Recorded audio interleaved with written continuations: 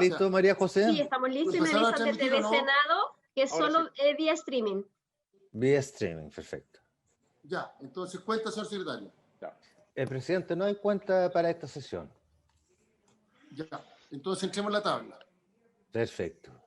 Ahí también ingresaron nuestros invitados.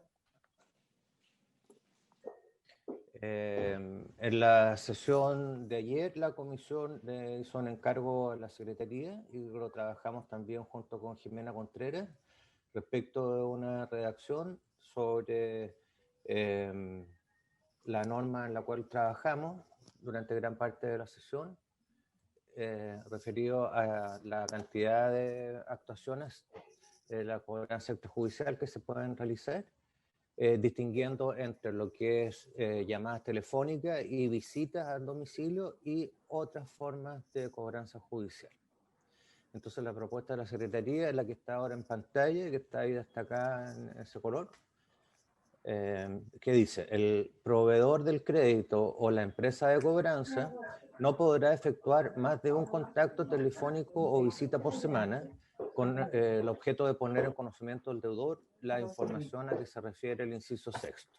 El lunes Respecto de otras acciones de cobranza extrajudicial realizada a través de correspondencia por correo, mensajes de texto, correo electrónico, aplicaciones de mensajería instantánea u otros medios similares, no podrá efectuarse más de 2 gestiones por semana, las que deberán contar con una separación de al menos 2 días entre ellas.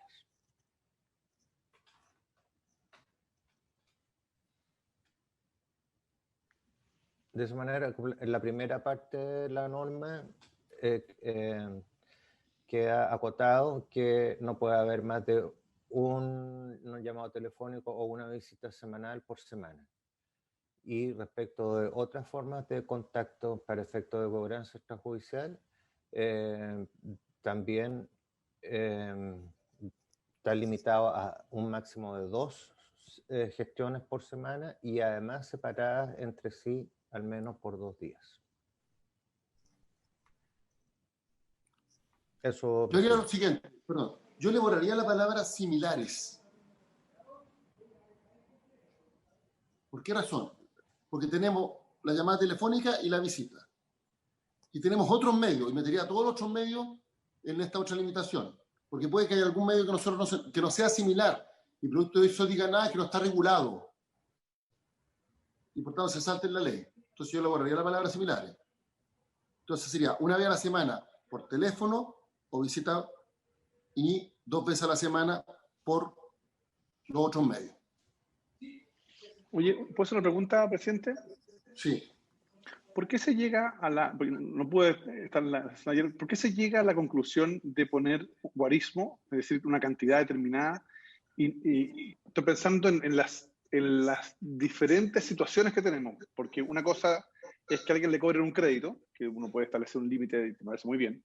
Y otra cosa es, no sé, la señora que tiene que cobrar el arriendo.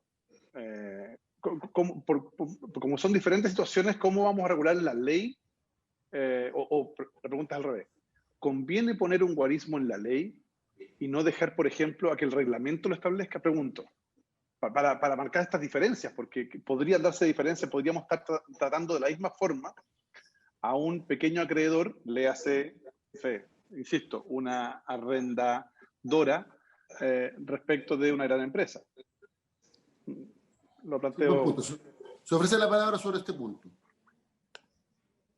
Perdón, lo planteo por la argumentación que estuve leyendo en su oportunidad el profesor Goldenberg y viendo la experiencia comparada. Yo por lo menos no conozco, me puede corregir ODECU o el CERNAC, no lo sé, pero no he visto en la experiencia comparada que establezca en la ley una cantidad determinada. Presidente. Adelante. Buenos días a todos. La verdad es que me da la impresión, puedo estar equivocada, que la biblioteca sí puso ejemplos de legislación comparada donde había guarismo.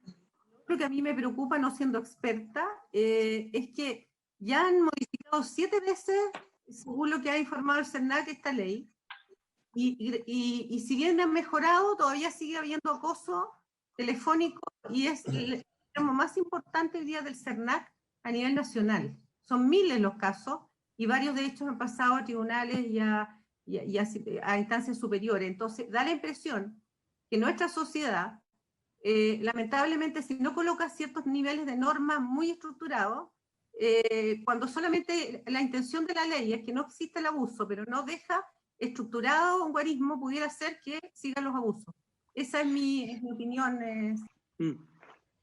Para mí, perdón, presidente, para mí es exactamente el mismo argumento el que me hace fuerza para no poner el guarismo en la ley, en el sentido de decir, dejarle al fiscalizador, en este caso al CERNAC, la potestad que establezca la diferencia. Porque ocupa que, como digo, se ponga un guarismo que al final no se cumpla y sea legal. Y que, por ejemplo, voy a poner un ejemplo que tiene nada que ver con esto, que nosotros nos equivocamos en la Comisión de Constitución cuando establecimos, por ejemplo, en la Ley de Control de Armas, una sanción de pena privativa de libertad, donde adicionalmente no se permitía al juez otorgar un camino intermedio. Y nos ocurrió, en el caso de la Araucanía, un señor que andaba con su hijo, con una escopeta de caza, y estaba arriesgando una pena de 5 años. Y el señor cayó preso en la cárcel. Y andaba con una escopeta y andan cazando conejos. Entonces, y como no le dejamos esa posibilidad al juez, claro, pagó un justo por pecadores. Entonces, esa es mi preocupación, que no vayamos a dejar demasiado fijo esto, cuando en realidad, a lo mejor, y también voy a poner otra especulación, en breve, producto de la evolución tecnológica, las cobranzas no van a ser en ninguna de las formas que están establecidas aquí en nuestro artículo. Entonces, darle al CERNAC esa potestad, quizás de repente, no sé, a lo mejor el CERNAC dice que no, pero estoy pensando para no cometer errores con el pequeño cobrador, digamos, ¿no? A eso me refiero. Presidente, hay otra consideración, que el proyecto original que estamos discutiendo, justamente lo que instala es un guarismo, que no es el que hoy día nosotros estamos discutiendo, pero es la naturaleza del proyecto que estamos discutiendo. Lo que dice el proyecto es justamente, propone un guarismo y propone además que sea en una temporalidad que solo es la pandemia. Hoy día yo discrepo de eso y creo que debiera ser por más tiempo. Ahora, el profesor Goldenberg, la sesión anterior nos había propuesto una frecuencia un poco distinta, que sería 2 veces a la semana, pero al menos el equipo técnico de los asesores nunca dejó de lado el guarismo. Eso es importante que lo sepan el resto de los senadores. Sí. Adelante, Felipe. No. En el estudio de la BCN se ponían ejemplos de guarismo. ¿No se escucha? ¿No se escucha? Ahora sí, se escucha.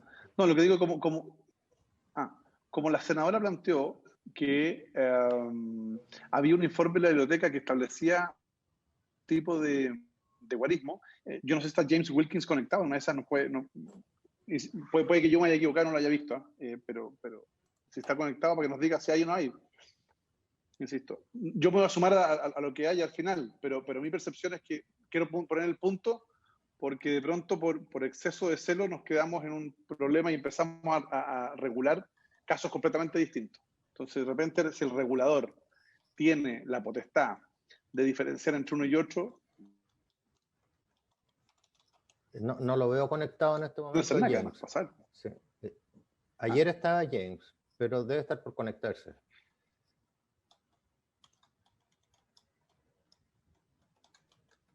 ¿Cuál es la opinión del CERNAC o de Economía, presidente? Le damos la palabra al Ejecutivo, entonces. Presidente, por su intermedio, bueno, saludar a todos los presentes en la comisión y bueno, me gustaría que tal vez reiterar la explicación de a qué se debió en el fondo el análisis y cómo lo desarrollamos en la mesa en conjunto con el profesor Goldenberg para en el fondo poder ser más preciso respecto de cuál es el análisis que nosotros hicimos. Al igual como señala el senador Arboe, para nosotros también es complicado el tema del guarismo, pero entendemos que para efectos de fiscalización y teniendo en cuenta cuáles son como el tipo de gestiones que son un poco más invasivas respecto de los deudores, había que hacer alguna precisión respecto de ello. Entonces, me gustaría que pudiera explicar de nuevo el profesor Goldenberg para que el senador Arboe pudiera tener esa información más concreta. Por su intermedio, señor presidente.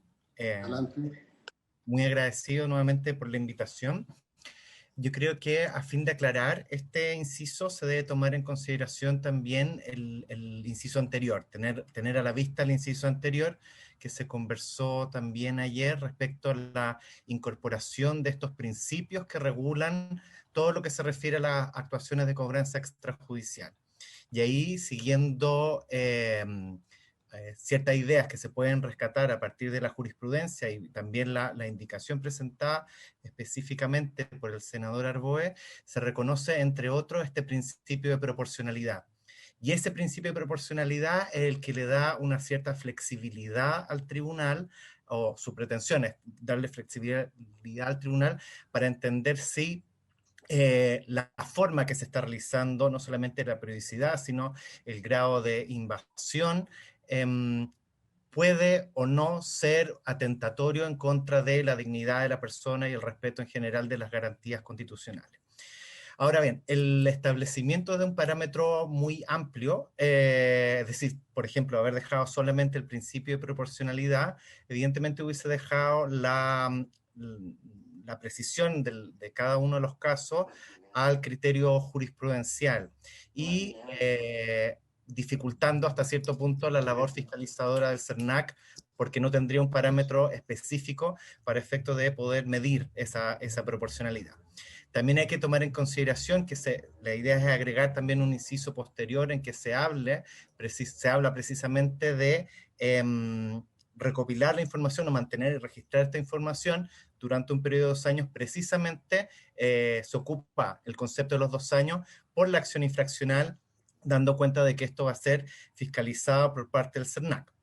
Lo último que quiero decir es que efectivamente este inciso hace una distinción o pretende hacer una distinción respecto a aquellos medios de contacto que son más invasivos o menos invasivos, conforme a la experiencia comparada, siendo los más invasivos los que son contactos telefónicos o los que son visitas directas al consumidor, y menos invasivos porque simplemente se pueden eliminar o enviar al spam, dependiendo del caso, aquellos que tienden a hacer uso de herramientas más bien tecnológicas, pero sin perjuicio de lo anterior, si siguen siendo invasivos, pueden quedar capturados por invasivos o abusivos, pueden quedar capturados por los principios indicados en el número anterior.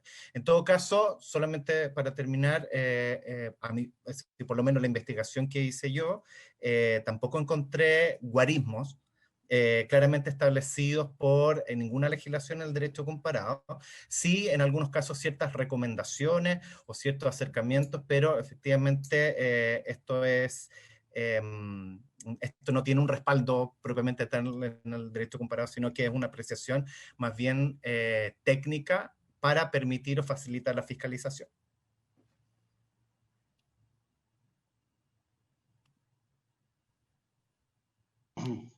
Se ofrece la palabra y deberíamos ir resolviendo. Presidente, por su intermedio. ¿Sí? Muchas gracias, presidente. Muy buenos días a todos y a todas.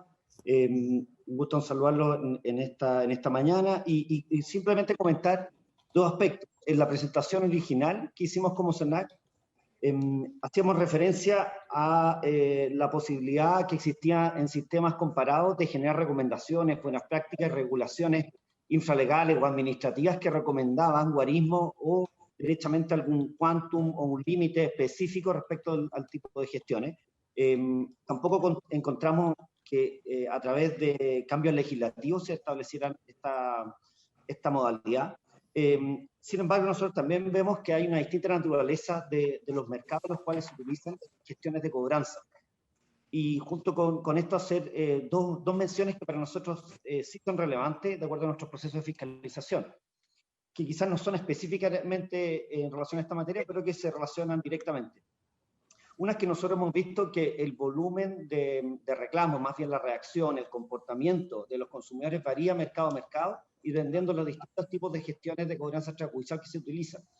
Más allá que sean invasivos o no, que es algo que a nosotros nos preocupa y que fiscalizamos y denunciamos ante los tribunales de justicia, también vemos que el comportamiento varía de acuerdo a la naturaleza de la relación contractual de consumo en los distintos mercados, ¿cierto? Y algo que se puede analizar con más detalle. Y también hay un tema que es relevante, que es la aplicación general de este tipo de disposiciones. Yo sé que en la sesión de ayer, donde lamentablemente no pude acompañarlos, se establecieron algunas referencias precisamente para dar a entender, sin lugar a dudas, y algo que los tribunales de justicia todavía, de forma mayoritaria, han entendido, pero que todavía existe un espacio de interpretación equívoca al respecto, en relación a la aplicación general de estas disposiciones de cobranza. Recordemos que el título no hace mérito, digamos, del ámbito de aplicación de la regulación en materia de cobranza extrajudicial y tampoco la referencia a los incisos, dado que el artículo 37, inciso primero, se referencia más bien a los créditos propios. Nosotros creemos que también eso aporta y que eventualmente existiría un espacio también que pueda ser valioso, si bien el SERNAC para sus procesos de fiscalización requiere de la mayor exactitud posible, para que se pudiese establecer algún margen, para que administrativamente al menos se estableciera algún parámetro que permitiera resolver, sobre todo en mercados particulares, cuáles son los quantum aplicables de forma específica. Eso es lo que les quería transmitir. Muchas gracias, presidente. Yo quisiera hacer una precisión, y es que en el caso del arriendo, lo puede corregir el director del SERNAC, no se aplica esta ley, porque es una cobranza entre pares. Efectivamente, presidente, no se aplica... Perdón. Sí, no, le decía que no se aplica el arrendamiento, salvo aquel que se refiere para fines de turismo, que son por espacio de tiempo acotado. Es decir, por ejemplo, hay una relación de... Ya, pero ese ya es una empresa constituida como tal. Entonces en el caso, lo que regula la ley del consumidor es básicamente la cobranza que realiza una empresa que permanentemente se dedica a proveer servicios, otorgamiento de crédito, pero no estamos hablando de la relación entre pares, que está fuera del ámbito de aplicación de la ley del consumidor. Sí, efectivamente son relaciones asimétricas entre un proveedor y un consumidor, pero con independencia que nazca de un crédito propio, de una operación de crédito de consumo o una operación de crédito en general entre estas dos partes, proveedor y consumidor final, y también cuando hay un pago de un producto o un servicio que es desfasado en el tiempo. ¿Ya? Hay una discusión si eso constituye una operación de crédito onero per se, pero lo cierto es que también cuando hay una cobranza, por ejemplo, por una autopista, por ejemplo, por una universidad o una clínica, nosotros como SERNAC hemos revisado estos contratos de adhesión y efectivamente ahí vemos también que puede haber un espacio para la utilización de las gestiones de cobranza extrajudicial, generando afectación de estos bienes jurídicos protegidos de mayor entidad, ¿cierto? A la intimidad y por tanto también a la estabilidad laboral y también familiar de los consumidores que se dan en estos mercados. Pero siempre estamos en el ámbito de las relaciones de consumo y no así de las relaciones entre un arrendador y un arrendatario civil, digamos, una relación de naturaleza civil. Le damos la palabra a James Wilkins.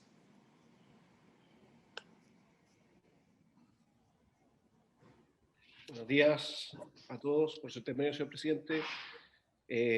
Me caí, así que no alcancé a escuchar la pregunta, pero me imagino que lo que alcancé a entender es que era respecto a la legislación comparada, si había algún guarismo. Nosotros revisamos dos legislaciones que establecen normas de cobranza extrajudicial a nivel de ley, es decir, en rango de ley, y una de nivel latinoamericano que se establece reglas de cobranza extrajudicial, pero a nivel reglamentario, a través de la Superintendencia Financiera, que es el caso de Colombia. En todos los casos revisados, en ninguna parte se establece un guarismo. En el caso de Estados Unidos, como lo dijo el profesor Goldenberg la sesión pasada, se establece un catálogo de conductas abusivas y en todas ellas, en ninguna parte se establece un guarismo, sino que se sanciona las llamadas insistentes, que se entienden por ellas aquellas continuas y repetitivas. Y en el caso de Bélgica, que revisamos también, que también lo trata a nivel de ley, se sanciona acosar al deudor con llamadas insistentes, pero en ningún caso hay un guarismo. Presidente. Adelante, Carmen Gloria. Es que justamente yo me confundí y me recordé de la presentación que hizo Economía, específicamente el CERNAC, en donde, si bien no establece un guarismo, da algunos ejemplos, y no necesariamente James. Quiero aclarar ese punto de la biblioteca. Y tengo otro punto que si bien hay un muy buen espíritu en esta comisión, me preocupa el que nosotros, o sea, que el CERNAC ha planteado siempre que una muy buena manera para ellos de fiscalizar es justamente la existencia de un guarismo, más allá de cuál es el número. La naturaleza del proyecto que estamos analizando desde la Cámara de Diputados es justamente el establecimiento de un guarismo. Entonces, volver para atrás para decir, bueno, ¿es bueno el guarismo? Cuando ya además se instruyó una comisión que trabajó la semana sobre propuesta y ayer fue votado, me preocupa porque es como volver para atrás y decir, partir de la base de un cero, haciendo un análisis incluso si es necesario el proyecto, porque no nos olvidemos que el proyecto tiene 2 artículos o un artículo y que básicamente lo que propone es guarismo. Entonces, si el tema es ese, entonces todo el trabajo que hemos hecho hacia atrás no tendría ningún sentido. Yo entiendo más lo siguiente, que... ¿Perdón? ¿Qué? No, le estaba pidiendo la palabra, presidente. Sí, adelante, perdón, director. Después... No, muy breve. Efectivamente, como señalaba recientemente la senadora, para el CERNAC es más simple fiscalizar con un guarismo. Eso es un hecho. Eso está debidamente constatado por las reglas generales y los principios en materia de procesos de fiscalización y vigilancia basada en riesgo. Eso es efectivo. Ahora, en relación a la pregunta de cómo estaban dispuestos sistemas comparados, que nosotros damos a conocer que existen mecanismos de regulación administrativa también para establecer números específicos. Y también hay sistemas judiciales, como es el nuestro actualmente. Pero efectivamente facilita la fiscalización y procesos que a veces son complejos desde el punto de vista de los recursos que se requieren, si existe un número exacto, y adicionalmente si existe un deber de registro de este tipo de gestiones, que es algo de lo que se ha avanzado en esta comisión. Eso quería precisar solamente, presidente. Muchas gracias. Presidente. Senador Durana.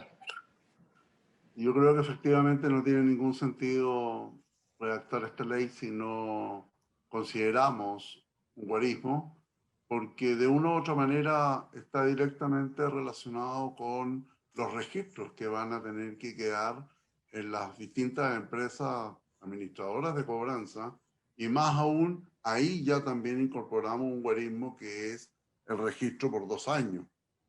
En general, cuando se produce la denuncia frente a un acoso, la institución fiscalizadora tiene que tener los elementos necesarios para poder realizar esta fiscalización, y obviamente estamos hablando en muchos casos que puede ser conducente a una situación que haya sucedido al límite de los 2 años. Por lo tanto, de verdad creo que debiésemos mantener lo que hemos votado el día de ayer.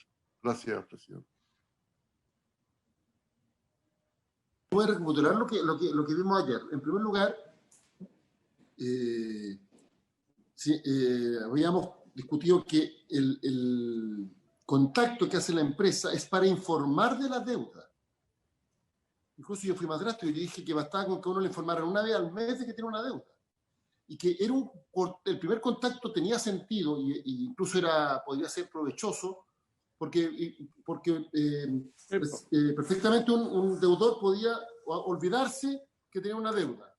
¿Qué es lo que ocurre, por ejemplo, con el TAC? Hay tantos TAC que la gente se confunde cuál pagó, cuál no pagó, y lo llaman y le dicen, oiga, sabe que su TAC está pendiente. Y efectivamente una persona que tiene voluntad de pagar y que tiene recursos, obviamente agradece que el informe, perfecto, me pongo al día en forma inmediata, y paga el TAC. Pero ya el segundo o tercer contacto, cuando no han cambiado las condiciones de la deuda, es una forma de presión para el pago, y eso tiene una connotación distinta, y puede obviamente transformarse en un acoso. Incluso yo fui más drástico, yo planteé de un contacto al mes, pero con el objeto de llegar a un acuerdo en la comisión dijimos, bueno, 1 a la semana. Y ojo, estamos dejando un contacto telefónico. Cuando decimos contacto telefónico es que la llamada tiene que ser respondida. Por algo es contacto, si no, no hay contacto. Y la visita, dijimos 1 a la semana, una u otra a la semana, y de los otros medios máximo 2 veces a la semana. Y por tanto estamos hablando ahí de correo electrónico, mensaje de texto, etc. que también es mucho. O sea, 2 mensajes a la semana recordando a una persona que tiene deuda es mucho. O sea, el límite que estamos poniendo no es un límite exigente, en absoluto. A mí no me extrañaría que aprobando esta ley, en un tiempo más alguien proponga un proyecto para cambiar la palabra semana por mes, o para cambiar el guarismo, en todos los casos, a 1. Porque estamos viendo que lo van a contactar a la persona por distintos medios. Adicionalmente, aprobamos una indicación del Ejecutivo, una propuesta del Ejecutivo, que señala que cuando a uno lo contactan para cobrarle, a una persona lo contactan, le tienen que proveer la información para que a su vez pueda contactar a quien le está cobrando. O sea, en forma inmediata tienen que decir, ya, si usted quiere ponerse al día, quiere repactar, quiere negociar, nos puede escribir un correo electrónico aquí, nos puede llamar acá, etcétera, etcétera.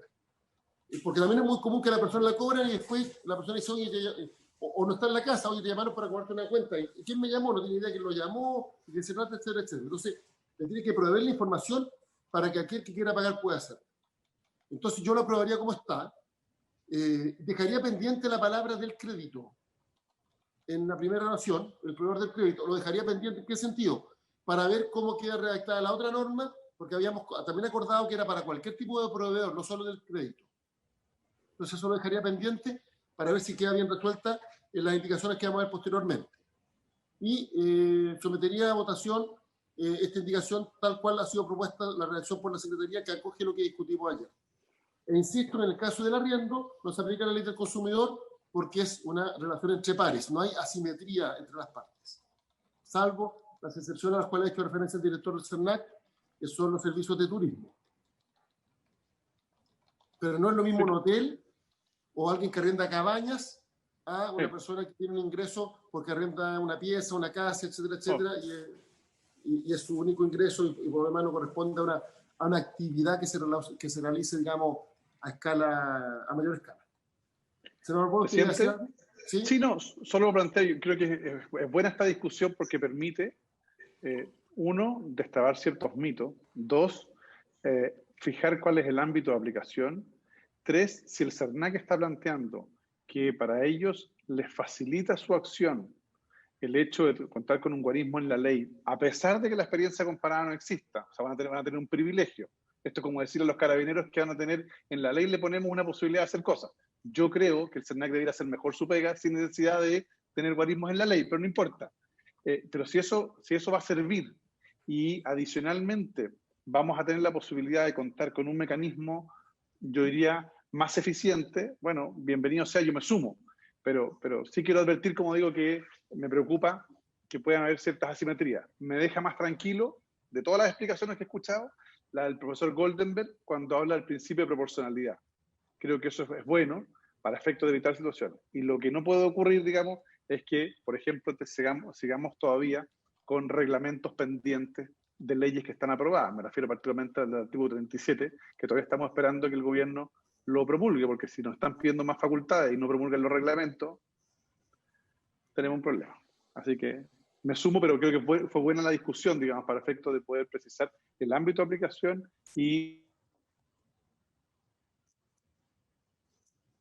yo tengo cada día menos fe en la ley, para ser muy honesto. Porque creo que esto es una reflexión mayor que no tiene que ver con el consumidor. Lo he planteado en varios foros, digamos. Creo que los congresos a nivel global vamos a tener que acostumbrarnos a crear leyes marco. Porque el avance tecnológico es de tal magnitud y de tal celeridad que el riesgo de obsolescencia de la ley es cada vez mayor. Y por tanto, el trabajo anacrónico de un parlamento puede ser extremadamente peligroso para la estabilidad, digamos, desde el punto de vista del desarrollo de las relaciones comerciales, humanas y de política pública. Entonces, probablemente vamos a tener... Ahí sí. Eso es. Entonces vamos a someter a votación, salvo las palabras del crédito, la propuesta de la Secretaría. Oye, no se está transmitiendo esta sesión por streaming, quiero contarles. Tengo 3 personas que me están escribiendo y dicen que no se está transmitiendo, que no se puede acceder, para que sepa la gente informativa. Presidente, ¿y la expresión similares que está ya señalado? También, la expresión similar la eliminaríamos. Presidente. Sí, Jimena. Presidente, ayer cuando estuve conversando con Pedro, también trabajamos en una segunda alternativa que es sin hacer esta enunciación de medios, precisamente por el temor que usted planteó a propósito de que la tecnología va avanzando tan rápido, en el fondo nos puede quedar algo fuera y en el fondo más bien referirse a la segunda parte a aquellas otras gestiones de cobranza extrajudicial en términos amplios. Entonces eso también lo tiene Pedro y podría, no sé, creo que puede ayudar a que quede de mejor manera regulado el tema. Puedo hacer una pregunta, porque en rigor basta con que una persona la contacte por cualquiera de estos medios una vez. ¿Cómo, presidente? O sea, acá entiendo que estamos dejándolo para que sea 2 gestiones de otro tipo a la semana, con un distanciamiento de 2 días entre ellas. Eso es como lo que discutimos. Sí, pero no vayamos a terminar abriendo mucho la puerta, pregunto yo.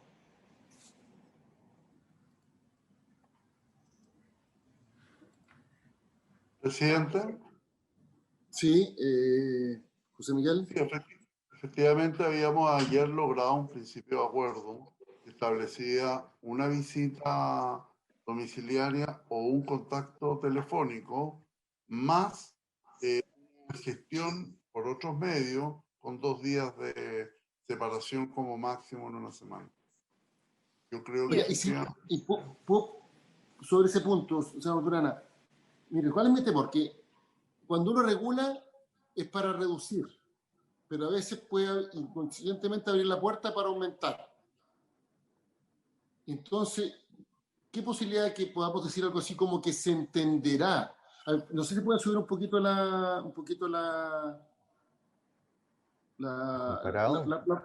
el inciso anterior. Lo que pasa es que yo hacía relación básicamente en función de la propuesta que podía tener la empresa mandante para lograr ayudar a que un deudor pueda solucionar su morosidad. Sí, estamos claros que ese otro punto y que deberíamos ver cómo lo despejamos, pero yo digo otra cosa, digo, decir algo como que se entenderá que no se ajusta a los principios de proporcionalidad y razonabilidad, hay decir, más de un contacto, más de una llamada telefónica o contacto telefónico o visita a la semana, o 2 por otro medio. Se entenderá, entendiendo que incluso podría ser menos respecto de ese eventual otro medio en caso que así lo determine la jurisprudencia. No sé si me explico. O sea, establecemos el principio y establecemos una presunción de que atenta contra el principio este guarismo. Pero la jurisprudencia perfectamente el día de mañana, si hay otro medio de cobranza, incluso podría señalar que 2 es mucho y que 1 es mucho. Entonces el CERNAC tiene una base para la cual puede fiscalizar, que es objetiva. Pero los tribunales pueden incluso hacerlo más exigente de acuerdo a la casuística. Presidente, y el profesor, que dado que él nos planteó los principios, ¿podría dar una opinión al respecto? Profesor. Por su intermedio. Adelante. Yo estaría, es decir, me parece que es una solución que enlaza ambos, insisto, pero quizá lo pondría de manera distinta. Pondría, en ningún caso el proveedor o la empresa podrá realizar más de un contacto telefónico, porque de esa manera un tribunal podría entender que incluso cumpliendo con esos estándares, igualmente se estaría vulnerando, por ejemplo, el principio de razonabilidad si me mandan pura información que es exactamente la misma, sin ningún tipo de cambio o sin ningún tipo de actualización, o que no tiene ningún sentido volver a enviarla. Entonces, de esa manera, el inciso que establece el guarismo establece, por decir así, un cierto piso, pero que igualmente puede ser revisado por los tribunales si existe una infracción a los principios antes señalados. Pero eso es lo que ocurre hoy día. Hoy día lo que ocurre en la práctica es que más allá de lo que diga la ley y lo que diga el CERNAC, se van a tribunales. Y en la práctica tenemos gente, y yo estuve revisando diversos fallos de la Corte Suprema, que dan cuenta de empresas, o por ejemplo la ISAPRE Cruz Blanca, que había enviado, para no equivocarme, 27 correos electrónicos durante el mes de diciembre, entre el mes de diciembre y junio. O sea, se abusa de esto. Si mi preocupación es esa, es que en definitiva termine todo en tribunales, y cuando se termina todo en tribunales, al final del día es más perjudicado realmente el consumidor. Solamente, por su intermedio, señor presidente, solamente indicar, claro, estoy de acuerdo, pero es decir que habría un cierto espacio para una modulación por parte de los tribunales con los principios, pero a partir de este inciso, el CERNAC podría fiscalizar porque ya sabe que hay un piso mínimo. Es decir, si eventualmente alguna empresa de cobranza, un proveedor, supera el contacto de una vez por semana, si es telefónico o visita, o supera los 2 contactos por semana, en los demás casos, ya hay una infracción por sí. Es que yo digo lo siguiente, que establecemos el guarismo porque hay un criterio objetivo. Si lo llaman más de 2 veces a la semana o lo van a ver más de 2 veces a la semana, hay una infracción, punto. Y si por otro medio lo contactan más de 2 veces a la semana, o eventualmente lo contactan 2 veces a la semana, pero con menos de 2 días de diferencia entre uno y otro contacto, también hay infracción. Y es una infracción objetiva.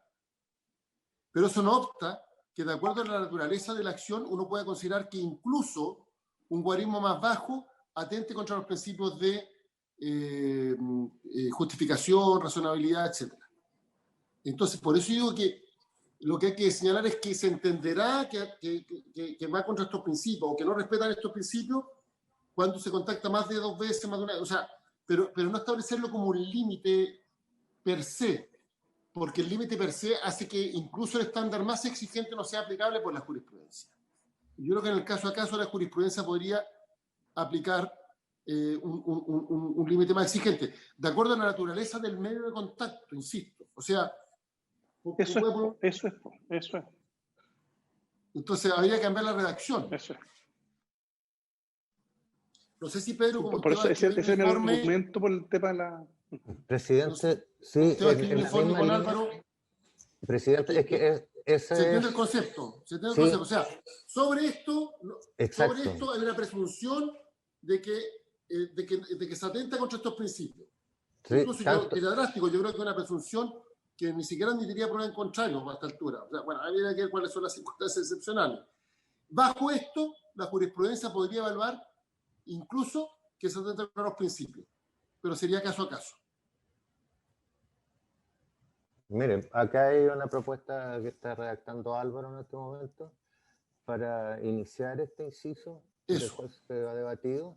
Se entenderá que no hace cumplimiento a los principios individualizados en el inciso anterior cuando, por ejemplo, el proveedor o la empresa de cobranza efectúe X. Yo creo que también estaba ya incorporado cuando decía que no podrá efectuar más de un contacto. O sea, tampoco le está diciendo que tiene que efectuar un contacto o una visita a la semana, sino que ese es un máximo. Pero obviamente que es mucho más explícito si es que quedan estrechamente vinculados los 2 incisos. Ahí está, el encabezado. Borraríamos similares y dejaríamos pendientes del crédito.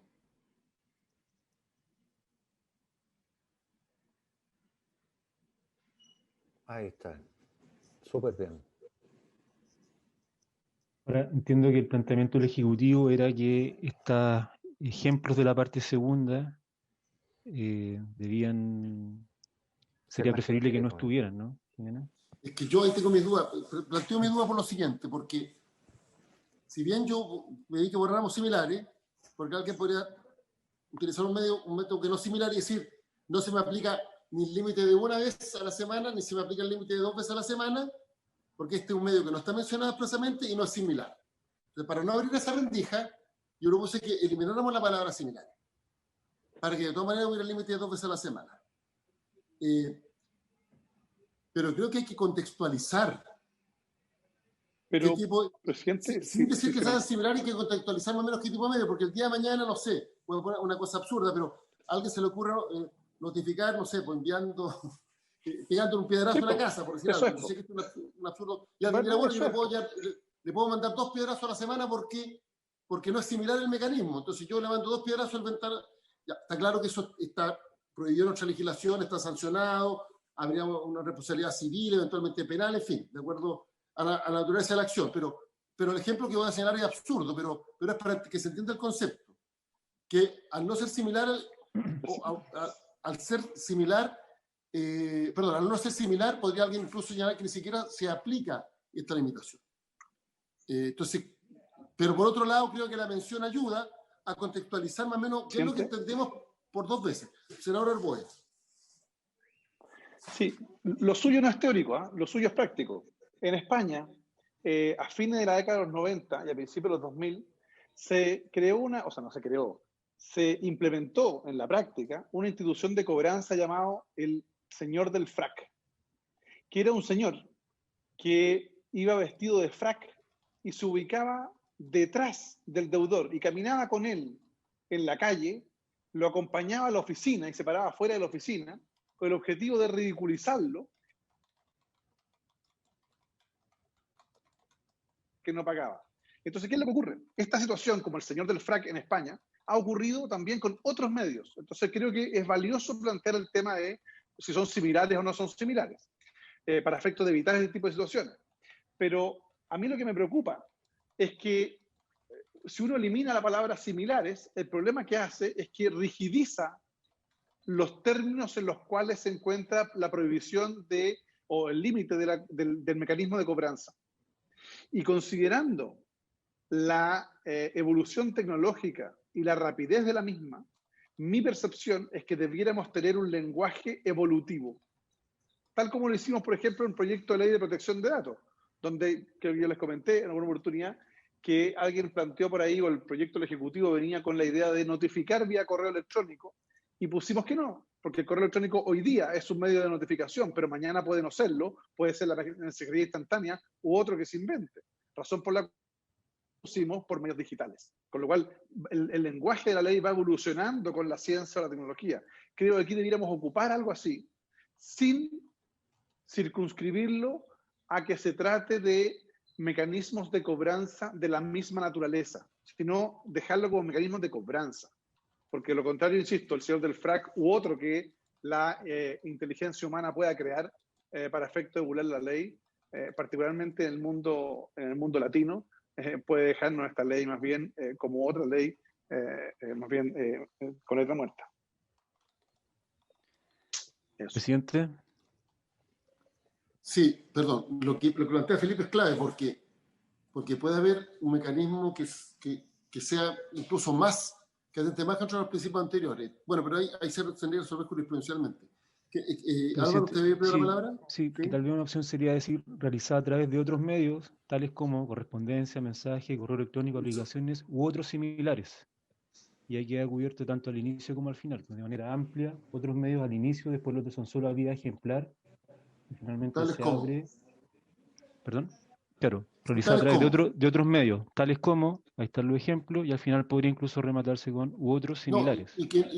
No, y si no rematamos con otros similares, también. Porque igual tales como, ¿se entiende que? Tales como es equivalente. Señor presidente. Sí, adelante, profesor. Por su intermedio. Cabe recordar que cuando se agregó el inciso de los principios, parte diciendo las actuaciones de cobranza extrajudicial, cualquiera sea su naturaleza, medio de comunicación o momento en que se realicen.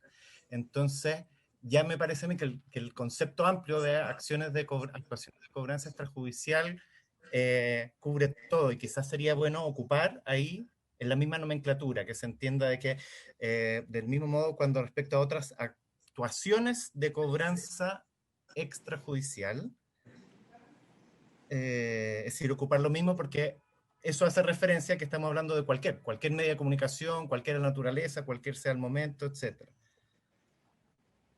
Y lo segundo que quería indicar es que, claro, como se cambia el enunciado, se entenderán que no se da cumplimiento a los principios individualizados en el inciso precedente. La segunda frase debería estar redactada de manera similar, porque si no, de donde dice del mismo modo, aparece como que ahí tenemos una prohibición y arriba tenemos una suerte de presunción. Sí, estamos de acuerdo. Entonces la segunda parte debería ser algo como del mismo modo, cuando respecto a otro programa, sí. también se entenderá incumplido los principios. Los principios, sí. Algo por el estilo. Estamos completamente de acuerdo. Ya, pero está claro que lo que queremos establecer es los principios son los que mandan. Por tanto, el primer inciso es el relevante. Y por tanto, la justicia podrá determinar cuándo se incumplen esos principios. Y para eso tiene plena libertad. Pero en términos objetivos, en estos casos concretos, cuando está por sobre el guarismo o el umbral establecido, se entiende que se ha atentado contra esos principios. Eso facilita la fiscalización y la eventual sanción. Establece una norma que para la empresa es fácil de cumplir. Y eventualmente en caso específico podría considerarse por la propia jurisprudencia una aplicación más exigente respecto de los guarismos. Porque si lo hacíamos bajo la lógica de la prohibición, entendíamos que lo no prohibido está autorizado. Y por tanto pasábamos ya a los principios. Si lo hacemos bajo la lógica de la presunción, entendemos que las presunciones para facilitar la prueba, para facilitar, para evitar el debate respecto de si se saltó con o no contra los principios, pero eso no obsta que eventualmente el estándar pudiera ser más exigente en casos específicos. O sea, en concreto, yendo al ejemplo del senador Arboe, si entrara el señor del FRAC 2 veces a la semana o 2 veces a la semana, alguien podría decir, no, pero es que se cumplió con la ley. La jurisprudencia podría decir, mire, ya el señor del FRAC como tal es una técnica de cobranza inaceptable porque atenta contra los principios señalados anteriormente. Así es. No sé si queda claro. Sí, queda clarísimo. ¿No?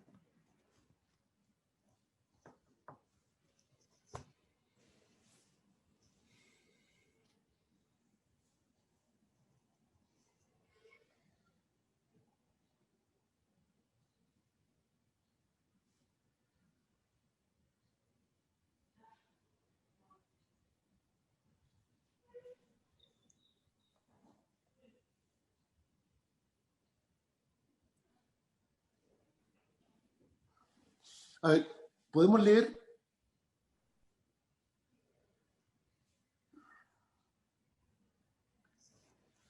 Ahí Álvaro está terminando de llevar a la segunda parte del inciso la misma idea.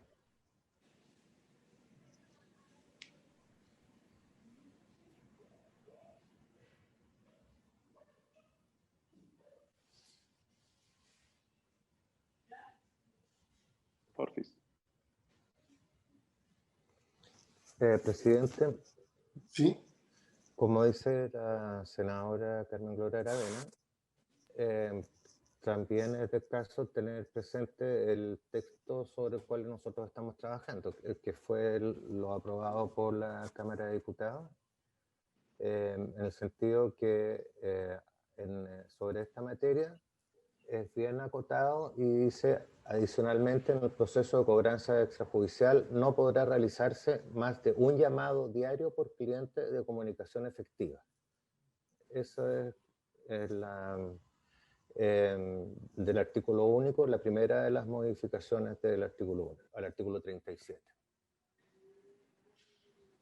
Viene con guarismo y es un llamado diario por cliente. Había otra idea que planteó el senador Arboe, que es el tema de que el número debe ser identificable.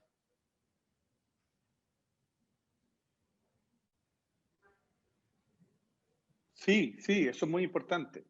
Evidente, lo que ocurre es lo siguiente. Piensen en el momento que yo presenté este proyecto. ¿Ah? Y al cual puede volver la llamada. Porque... Adelante, Felipe. Sí, adelante. Sí, lo que pasa es que pensemos un poco el momento en que yo presenté estos proyectos, donde el e-commerce no estaba muy desarrollado y más bien el problema que se producía es en la compra telefónica, ¿ya? Y particularmente se produce también esta cobranza donde te llaman de números que son números automáticos, es decir, números sin retorno, son números unidireccionales, a los cuales el deudor no puede devolver el llamado. Esto que pareciera que hoy día está en retirada producto del desarrollo del comercio electrónico, no es tan así en regiones. En regiones siguen haciendo ese tipo de cobranzas con teléfonos unilaterales. Entonces, cuando alguien, por ejemplo, le dice, mire, ¿sabe qué? Alternativa 1, que no es de cobranza, es de consentimiento, formación de consentimiento. Usted ha consentido este contrato y después la gente se arrepiente. Que cuando hay cobranza, le dicen, ¿sabe qué? Usted debe tal cosa. Y puede ocurrir que eso no exista, que sea un error. O sea, a mí hasta el día de hoy, por ejemplo, me llaman a mi teléfono móvil por un señor Osvaldo, que debe haber sido el dueño anterior del número, probablemente, ¿no? El don Osvaldo, pues parece que era sujeto de crédito del Banco Estado y de otros créditos. Entonces lo llaman y yo digo, señor, actualicen su base de datos. Pero cuando yo trato de llamar de vuelta a quienes me llaman, no existe el número. Entonces creo que también eso debiera quedar consignado, porque si no, es una especie como de notificación unilateral sin ningún derecho a, no quiero decir ni a pataleo, sino más bien incluso a ser presente de que están equivocados.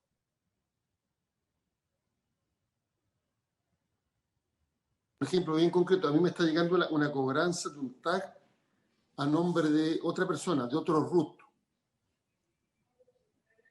Y ya meses comprando. Y el mail del cual me llega es un mail al cual yo respondo y no es posible responder. Y he llamado a la empresa, al final uno pierde tiempo y le da lata, ya no sabe cómo hacerlo. Para que me deje de llegar una cobranza. ¿Sabes qué mal? No lo había pensado, pero voy a pasarlo antes. Imagínense el día de mañana la pronunciación del FRACA y ya después del Partido Socialista. Imagínense Claro. después la pronunciación del FRACA y fuera del PS. Claro. Como ciudadano voy a mandar los antecedentes por la página del Senado. Entonces me llega una cobranza a nombre de una persona que se llama Arnoldo y su ruta empieza con número 5 y mi ruta empieza con número 8, que probablemente cuando en la base de datos incorporaron su antecedente, incorporaron mi mail, que es el mismo mail al cual me llega la boleta de esta misma empresa de TAG. O sea, yo la registré como corresponde y ahí se han confundido. Y periódicamente me llega una cobranza. Parece que además una persona bien inescrupulosa, porque digo una cantidad de plata significativa. Parece que estos son de los que nunca pagan el TAG. Y yo respondo y no tengo cómo responder. Entonces ahí también, bueno, eso es clave. En la indicación que aprobamos anteriormente, que es que cuando se establece el contacto, se tiene que decir dónde uno puede acercarse, dónde puede escribir, dónde puede llamar para efectos de establecer el contacto necesario, ya sea para aclarar este tipo de situaciones o ya sea para manifestar su disposición de pago y poder pagar. Y el número tiene que ser identificable y tiene que ser un número al cual se puede responder, a mi entender. Presidente, entonces damos lectura al inciso. Sí. Se entenderá que no se da cumplimiento a los principios individualizados en el inciso precedente cuando el proveedor del crédito o la empresa de cobranza efectúen más de un contacto telefónico o visita por semana, con el objeto de poner en conocimiento al deudor la información a que se refiere el inciso sexto precedente. Del mismo modo, se entenderá que no se da cumplimiento a dichos principios cuando, respecto de otras actuaciones de cobranza extrajudicial realizadas a través de otros medios, tales como correspondencia por correo, mensajes de texto, correos electrónicos, aplicaciones de mensajería instantánea u otros, no podrá se realicen más de 2 gestiones por semana, la que a su vez deberán contar con una separación de al menos 2 días. Ahí tendríamos que hacer un ajuste al final, claro. Y entonces queda armónico el inciso en su primera y segunda parte. Si nos dan, facultan a la Secretaría como para hacer un ajuste final. Haga el ajuste. Claro. Pero yo creo que la comisión se podría pronunciar. O darnos tiempo, no sé lo que usted estime, presidente. A ver si puedo hacer el ajuste. Ya.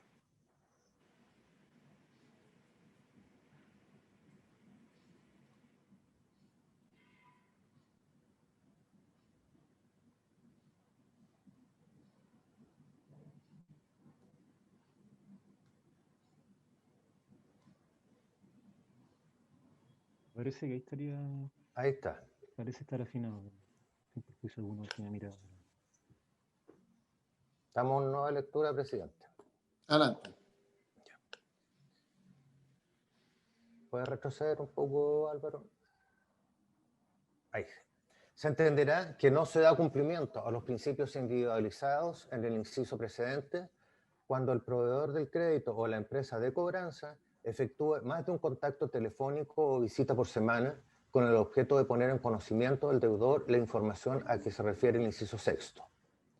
Del mismo modo, se entenderá que no se da cumplimiento de dichos principios cuando, respecto de otras actuaciones de cobranza extrajudicial realizadas a través de otros medios, tales como correspondencia por correo, mensajes de texto, correos electrónicos, aplicaciones de mensajería instantánea u otros, se realizan más de 2 gestiones a la semana, por semana, las que deberán contar con una separación de al menos 2 días. Eso es, presidente.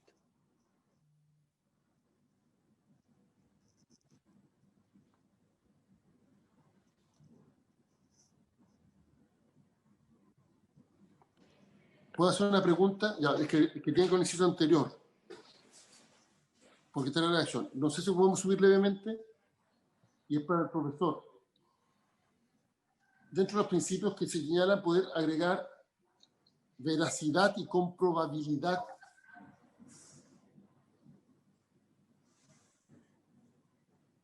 A ver, por su intermedio, presidente, déjeme mirar Sí. una cosa, porque estoy viendo, lo que quiero ver es si en el inciso sexto, que es donde se señala cuáles son los antecedentes que se tienen que presentar en cada actuación de cobranza, señala algo sobre, porque son frases que usualmente ocupa la ley respecto a la información que se debe entregar en toda actuación. Déjame ver si eso ya está cubierto.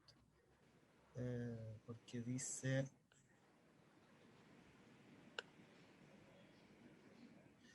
es que el inciso sexto dice, las empresas que realizan cobranza extrajudicial, así como también los proveedores de crédito que efectúen procesos de cobro, al iniciar cualquier gestión destinada a la obtención del pago de la deuda, deberán informar al deudor lo siguiente. Sí, no hace referencia a esos criterios, pero son criterios que son transversales en la ley de protección del consumidor, entonces... Pero agregar, porque veracidad y comprobabilidad...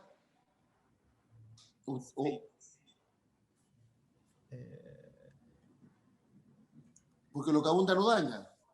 Sí, yo creo que en general el lenguaje que ocupa la ley es veracidad y claridad, porque con probabilidad, bueno, en la medida que sean antecedentes o la finalidad que está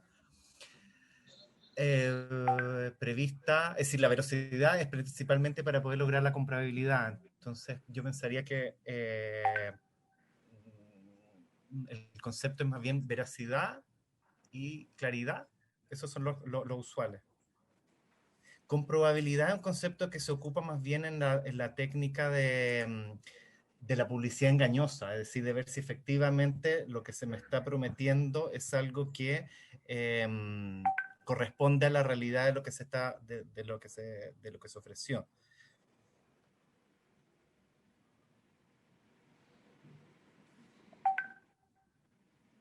Ya, pero agreguemos veracidad por ahora. Ya.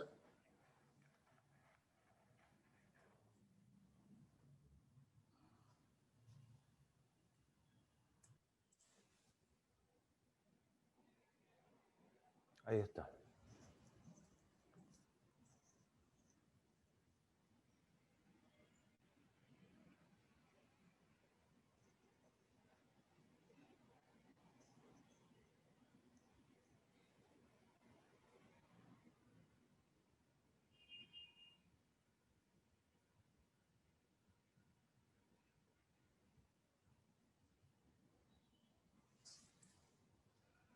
Ya, vamos entonces al siguiente inciso.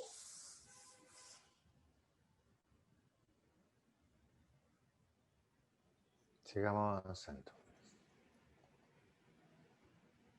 El siguiente inciso es la propuesta de la Secretaría a la que hemos dado lectura. ¿Seguimos? ¿Habría acuerdo con ese inciso? De acuerdo. Senador Arboe. Senador Durana. De acuerdo. Estoy de acuerdo. Jimena. Senadora Rincón.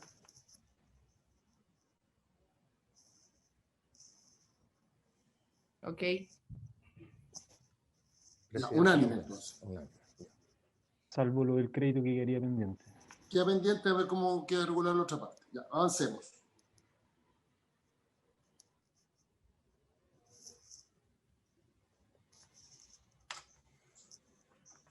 Perdón. ¿Puedo volver? Es que yo sé que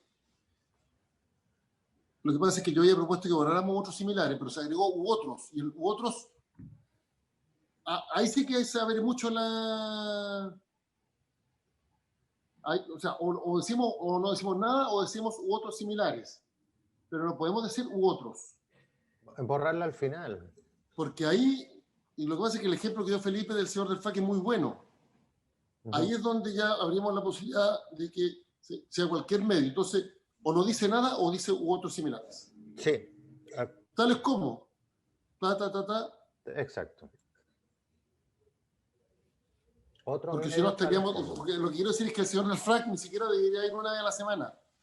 Porque es un mecanismo de cobranza que atenta contra la dignidad del deudor. Así es. Y por tanto, si decimos u otros, vamos a dar autorización para que el señor del FRAC se instale 2 veces a la semana. Y eso es inaceptable. Por eso creo que el ejemplo de Felipe, claro, el ejemplo puede un día resultar absurdo, pero un ejemplo histórico concreto que se aplicó, que existió. Entonces, la creatividad para muchas veces podría ocurrir algo similar. Voy a poner otro ejemplo. Algo similar. El origen de la discusión sobre datos personales en Estados Unidos, que es un país súper liberal en esto, fue a propósito de un caso que llegó a la Corte Suprema, donde un ciudadano que era deudor lo combinaron a pagar, no pagaba, entonces la empresa lo que decidió, el acreedor lo que decidió fue pegar carteles en la casa de esta persona y en lugar de trabajo y en lugar de educación de los hijos. Así nace la lógica de establecer la proporcionalidad y la lógica de que los mecanismos de cobranza deben ser proporcionales a lo que se debe. Ojo. Así que esto no es un hecho aislado, digamos, sino que ha ocurrido. Perfecto. Lo que viene a continuación, ya retomamos la propuesta de la mesa de asesores, que en todo caso tuvo buena recepción en la sesión de ayer. Dice, los proveedores o las empresas de cobranza deberán registrar, almacenar y mantener disponible el tipo y frecuencia de las gestiones que realizan por cada deudor por un plazo de al menos 2 años contado desde su realización. Y finalmente se deberá poner término inmediato a las actuaciones de cobranza judicial una vez emplazado el consumidor en un juicio de cobro o iniciado a su respecto un procedimiento concursal. Ya. ¿Habría acuerdo? Acuérdense que tenemos que regular el tema de la demanda no notificada. Sí, presidente. Que no estaría en esta hipótesis. Felipe, adelante. Sí, un punto solamente. El plazo de 2 años, que originalmente me da la impresión que yo lo propuse así, creo que es delicado porque el estudio que hemos hecho y nos hemos metido en el tema de protección de datos y ciberseguridad, almacenar información por tanto tiempo es extremadamente crítico. Primero, no por los volúmenes, porque antiguamente eran papeles, hoy día eso es información virtual, o sea, informática, eso no es un problema. El problema está en las medidas de ciberseguridad adecuadas para que esos datos no sean filtrados o no sean mal utilizados. Esa es mi preocupación. Entonces, yo bajaría un poquito el plazo, quizás a 1 año, porque puede ser mucho. Y el riesgo de almacenar información es uno de los puntos críticos que establecen los expertos en ciberseguridad que hay que tratar de reducir para evitar, digamos, la afectación de la misma. O sea, lo que puede ser un intento por proteger al consumidor puede transformarse en un efecto al revés, porque la filtración de esa información puede ser más dañina para el mismo. Lo planteo como un punto relevante. Eso lo discutimos largo en materia de protección de datos. Pues yo entiendo que aquí lo que tiene que hacer la empresa es tener un registro de gestiones. Eso es.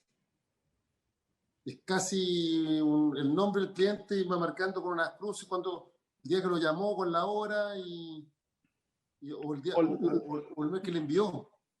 Si se va a hacer, se va a cumplir solo a el tipo de frecuencia de gestiones, claro, lo que pasa es que podría ocurrir que, por ejemplo, en el caso que le pasa a usted, que digan, mira, a este señor le hemos hecho tantas notificaciones, tantas cosas, y esa información se filtre y después, por supuesto, algún medio la mal utilice.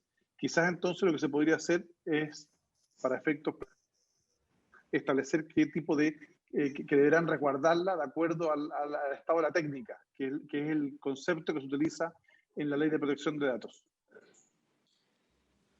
Yo creo que lo que ahí dice es mantener disponible el tipo y frecuencia de gestiones. O sea, en definitiva se le contactó vía telefónica, se le envió un mail, se le envió un mensaje de texto, se le fue a visitar a la casa. Sí, yo estaba hablando de lo del 12A. No, me equivoqué. No, me refiero al tema más de fondo, el almacenamiento de fondo. No, retiro, mi alegato es para la otra discusión. Ya. ¿Habría acuerdo entonces con esta redacción? De acuerdo. Y esto incluso se puede llevar, depende, bueno, sí, por eso que se en un computador, pero también se puede llevar en un libro. O sea, es casi es nombre del cliente, gestión, y se le puede marcar casi unas cruces, por decirlo de alguna manera, y con la fecha en que se realiza. ¿Ya? Bueno, entonces, claro, una planilla Excel, bueno, depende de la cantidad de gestiones que hagan, porque si hacen muchas gestiones, uno tendrá que hacer por un organismo más sofisticado. Digo, del número de cobranzas que realiza, del número de clientes. Ya, ¿habría acuerdo con esta redacción, Jimena?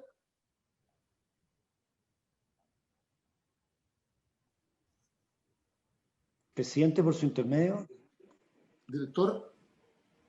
Plantear dos aspectos. Bueno, lo primero es que en relación a los registros y el plazo, se refiere a un plazo que es funcional a la prescripción de la acción infraccional.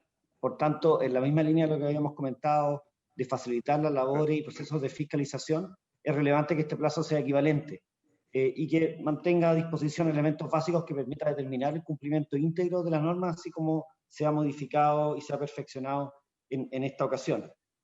Lo segundo que quería comentar es que si bien hay un principio general de la Ley del Consumidor que se establece en el artículo 43 de la Ley del Consumidor, que establece la responsabilidad del proveedor por actos del intermediario, es decir, la responsabilidad por actos de un tercero, en este caso que no cumple con una obligación contractual, creemos que no hay una norma que específicamente se refiera a la responsabilidad que asume el proveedor, es decir, en este caso, el proveedor que otorga el crédito o que es el mandante respecto a las gestiones de cobranza, por los hechos cometidos, tanto infraccionales como civiles, o sea, la responsabilidad por daños como la infracción misma de la empresa de cobranza extrajudicial, ¿ya? Los principios generales así lo señalan, pero no hay una norma específica, por eso planteo la probabilidad o la posibilidad cierta de que exista alguna precisión que permita despejar ese tipo de excepciones. Es básicamente que la empresa mandante se excepciona diciendo que no tiene responsabilidad infraccional porque sería el intermediario. Insisto, hay una norma de aplicación general, pero no en materia de daño, por lo menos de responsabilidad civil es tan clara al respecto.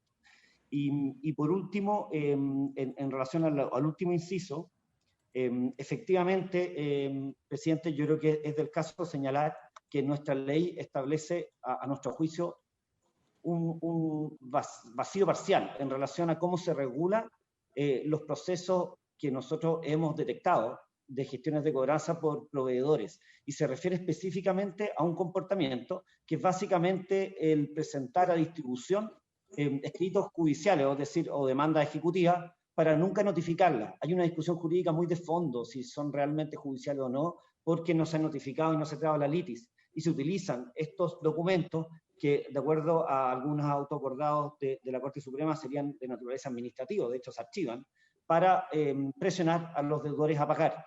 Si vemos la legislación actual, se refiere al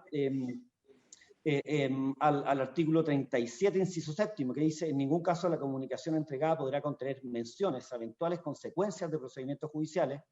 Y luego también el artículo 37, inciso décimo, dice que las actuaciones de cobranza no podrán considerar el envío de documentos que aparentan ser escritos judiciales, pero no se hace cargo específicamente de esta distinción, es decir, hay un desfase en el cual no está tan clara el deber de comportamiento, de conducta de los proveedores en relación a esta práctica, que es intensivamente utilizada. Estamos hablando de miles de demandas en procedimientos ejecutivos que se interponen y nunca se notifican, y con eso se presiona a los deudores.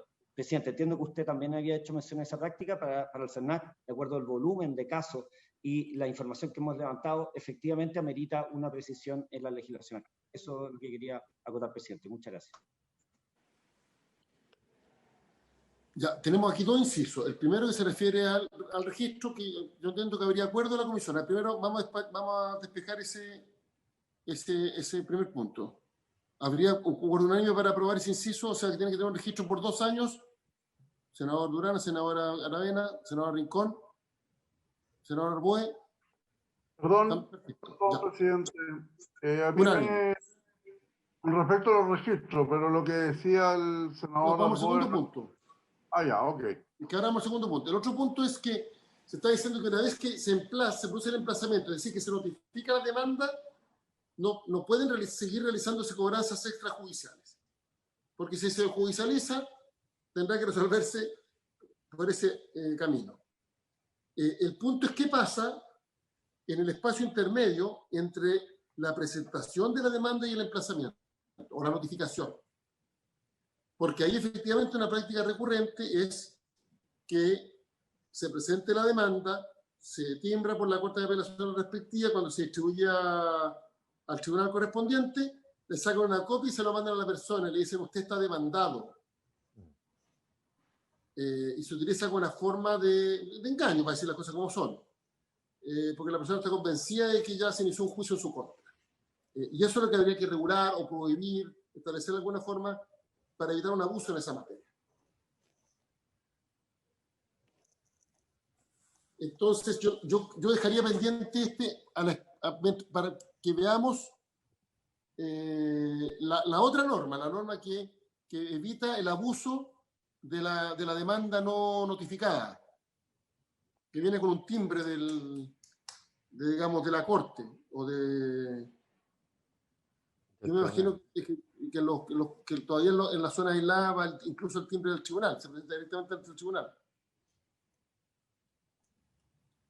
Y que hace creer que efectivamente se inició un juicio, cuando ni siquiera se procedió a la notificación. Entonces se ahorra en el receptor, se ahorra la notificación, pero dan a entender que se inició el juicio. Entonces yo dejaría pendiente esto mientras vemos, porque creo que está relacionado con la otra norma, para no generar ese vacío. Presidente, por su intermedio. Sí.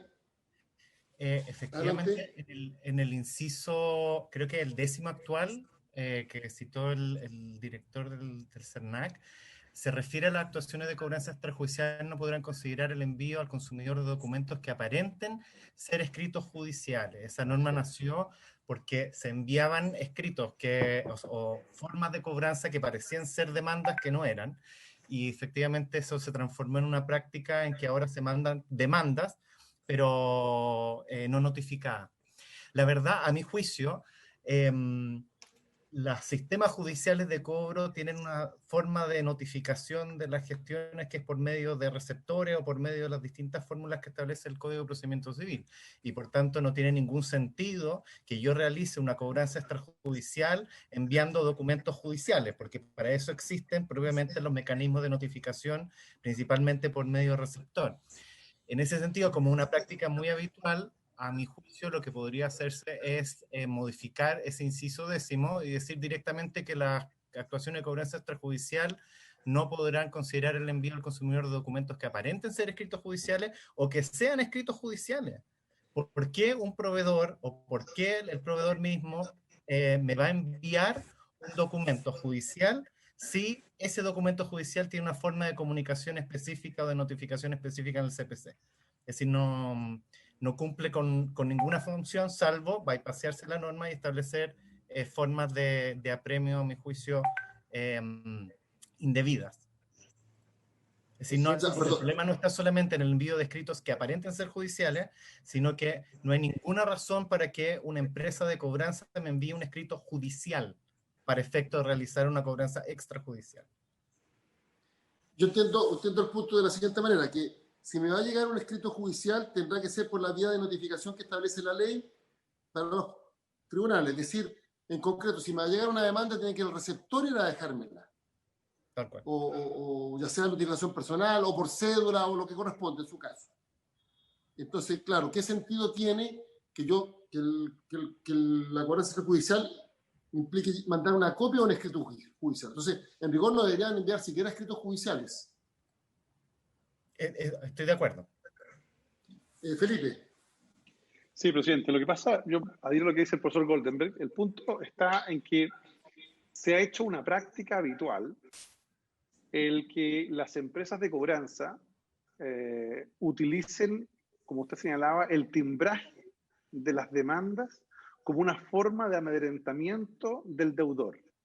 Entonces, con el solo hecho de meter a distribución las causas, pero sin siquiera personarse en el tribunal civil designado, ni menos aún con intención de notificar la demanda, utilizan ese mecanismo para amedrentar y señalar e incluso aumentar los costos de cobranza, diciendo que ya han incurrido en costos extrajudiciales y judiciales, cuando evidentemente los segundos no han incurrido, respecto a los segundos no han incurrido nada.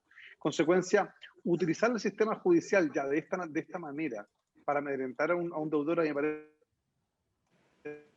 extremadamente delicado. Lo único que sí yo pediría es que revisáramos, porque en algún minuto, cuando yo hice esta presentación y planteé la necesidad de regular esto, se me dijo que esto ya estaba hoy día prohibido, que se había prohibido por una modificación de los últimos 4 o 5 años. Y por eso que sería bueno chequear eso para no cometer el error. No obstante, creo que es clave distinguir claramente entre los procesos extrajudiciales de cobranza y los judiciales, y no permitir un subsidio público a través de, digamos, mecanismos de la Corte de Apelaciones para las empresas de cobranza. Eso es.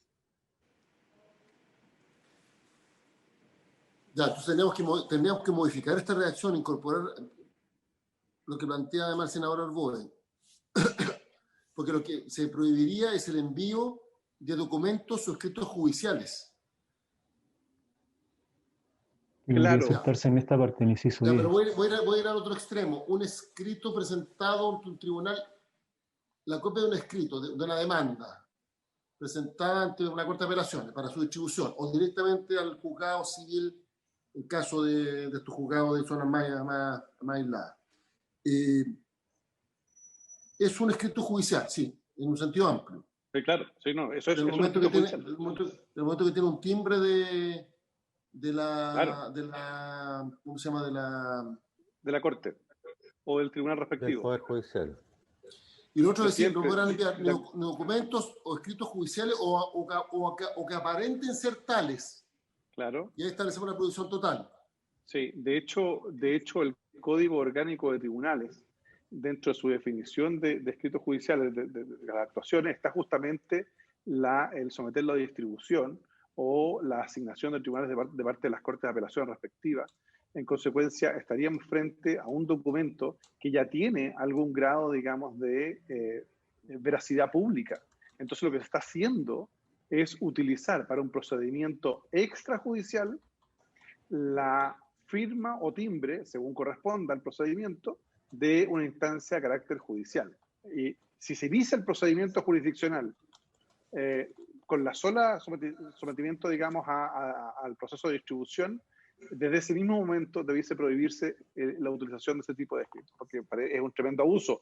Porque, insisto, no solo buscan amedrentar al deudor, señalándole que se habría ya iniciado un proceso judicial una vez que la demanda se notifica, ¿no? Sino que adicionalmente comienzan a cobrar cobros adicionales en función de supuestas acciones de carácter de cobros judiciales que no existen. Así que yo creo que hay que prohibir totalmente esa mala práctica que se ha instalado. Pero sí pediría a la biblioteca o a la secretaría que chequeara si es que, como te digo, me dijeron en su oportunidad que esto ya se había modificado hace unos tiempo atrás. Yo no lo he chequeado para no cometer errores, pero creo que sería bueno incorporarlo. ¿Le parece a la comisión?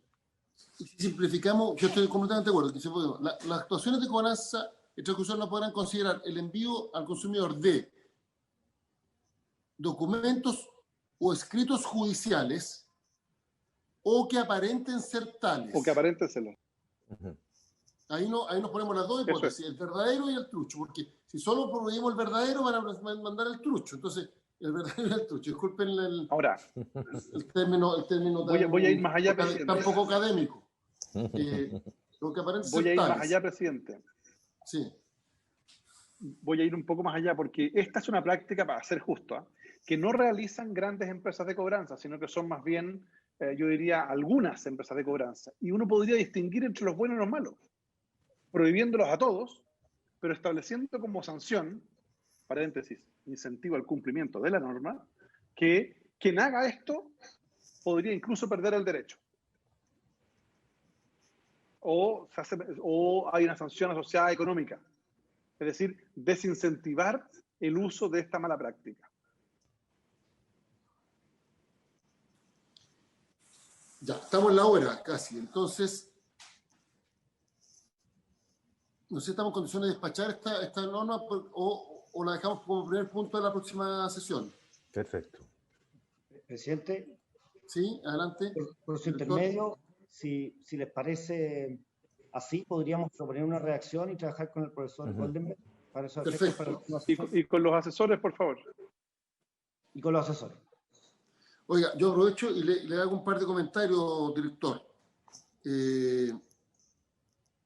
Habría que establecer alguna norma que hay que verificar la identidad del deudor. Porque está la prohibición de informar a terceros, pero eso implicaría verificar la identidad del deudor.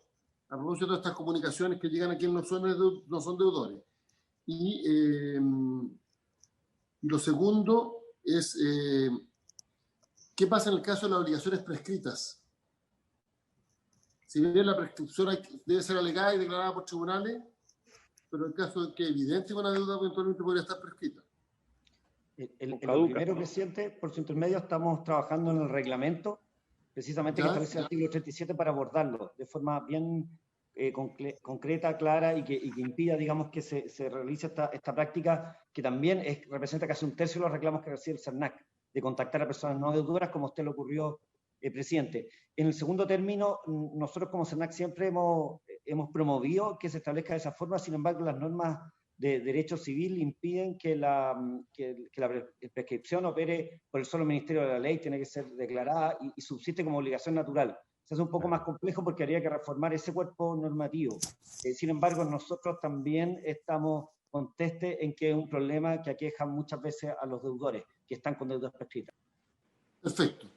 Entonces vamos a partir con este tema en la próxima sesión.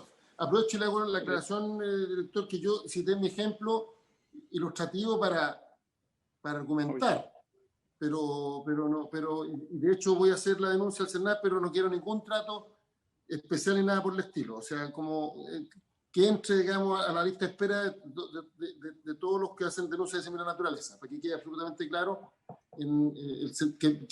que lo dije. De hecho, no pensaba ni decirlo. Varias veces este tema no tenía en la mente, pero ya lo dije como un ejemplo de lo que efectivamente hay que evitar, porque me imagino que a otras personas le está ocurriendo. Pero en absoluto tiene que ver con mi caso particular. Presidente. Pierda cuidado, presidente, le ocurre a miles de personas y a mí personalmente también me ha ocurrido, presidente. Mire, ¿estaba pidiendo la palabra? Yo no los veo a todos. ¿Quién está pidiendo la palabra? Yo. Adelante.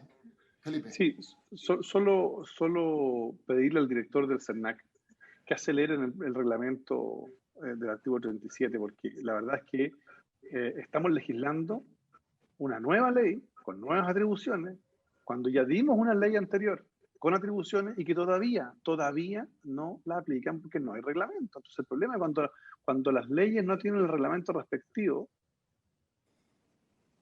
se transforman en derechos imposibles de ejercer. Y al final del día la gente dice, bueno, ¿qué pasó con esa ley que hicieron? Que al final del día no tiene aplicación práctica. Es bien delicada. Entonces por eso creo que es importante avanzar rápido en eso. Perfecto. Bueno, vamos a citar nuevamente para el próximo martes a las 9:30. Perfecto. El miércoles, presidente. Feriado. El miércoles, presidente. Ah, el miércoles, ya, el próximo miércoles. Porque, ¿cuál es el problema? Porque mañana tenemos sesión de sala. Sí. Se adelantó de 10 a 12. El martes es feriado. Claro. El martes es feriado. ¿Cuál es el problema que trajimos un martes feriado? ¿Cuál es el problema? Yo no tengo ninguno, de hecho tengo reuniones fijadas. Estoy diciendo que el martes es feriado. La Jimena está en campaña. Yo trabajo todos los días. Está en campaña, así que tiene que trabajar de lunes a domingo. Así es. Entonces sería yo citaría el martes, pero tenemos que respetar a los funcionarios del Senado, que son clave y que tienen derecho a descansar los días feriados. Así que, como no hay tanta urgencia, vamos a citar el miércoles. Este proyecto y paridad. Oye, ¿puedo hacer una pregunta? Paridad podríamos dejarlo para el jueves. Si damos el miércoles y jueves. Perfecto. Jimena. Sí, una pregunta, presidente. ¿En qué está el proyecto del derecho a retracto? Está en tabla. Me desconecto. Gracias, presidente. Que estén bien. Figura en tabla hoy día todo lo que es proyecto pro consumidor, el de la sala. ¿Me lo puedes mandar, Pedro? Sí, perfecto. Gracias. Perdón, no escuché esa última. No, Pedro, ¿qué? Es que la senadora Rincón preguntaba por el proyecto en el cual había una modificación al derecho a retracto. Y le comenté que el proyecto pro consumidor figura en tabla de la sesión de hoy. Entonces, para que me envíe la reseña. Se lo voy a enviar. La reseña, porque vamos a tener que informar. Sí. Mándenos a todos, por favor. Porfa. Muy bien. Perfecto. Gracias. Gracias, bueno, presidente. agradecemos a todos los invitados, el profesor Goldenberg, Francisca Barriento, director del CERNAC, don Estefan Larena, bueno, Lucas ya lo mencioné, veo también a José Miguel, César, Francisca, y por cierto los infatigables, Pedro Fadich y Álvaro Villarruel. Ya, nos vemos la próxima sesión. Ahí que televisión se levanta. Jimena también. La grabación se ha detenido. Sí, que es infatigable. Sí, Jimena se pasa. Chao, que estén bien. Buen fin de semana. Estén bien, chao.